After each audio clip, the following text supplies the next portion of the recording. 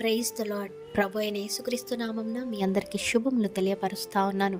ఈ యొక్క వాగ్దానాలచే మీరు ఆదరింపబడినట్లయితే తప్పకుండా ఇతరులకు షేర్ చేయడానికి ప్రయత్నించండి. జీవితంలో కొన్ని సంవత్సరాలు వృధా అయినట్లు అనిపించవచ్చు.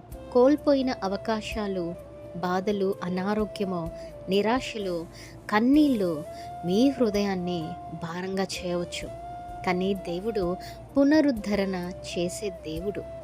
మీరు కోల్పోయిన సమయాన్ని, ఆశీర్వాదాలను, ఆనందాన్ని, సమాధానాన్ని ఆయన తన సమయంలో మరలా మీకు అనుగ్రహించగలడు. ఆమేన్. ఈ వాగ్దానము కేవలము భౌతిక ఆశీర్వాదాల గురించే కాదు, కానీ విరిగిన మీ హృదయాన్ని స్వస్థపరచడం, చనిపోయిన ఆశను మళ్ళీ జీవింపచేయడం, దేవునితో ఉన్న సంబంధాన్ని పునరుద్ధరించడం కూడా ఇందులో భాగమే.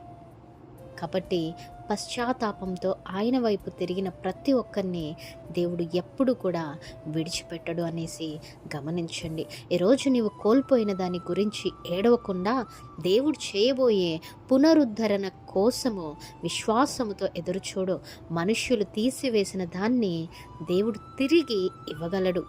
కాలం దోచుకున్న దాన్ని కూడా ఆయన పునరుద్ధరించగలడు. ఆమేన్. ప్రార్థన. ప్రభువా, మేము కోల్పోయిన ప్రతి ఆశీర్వాదాన్ని నీ చిత్త ప్రకారము పునరుద్ధరించుము.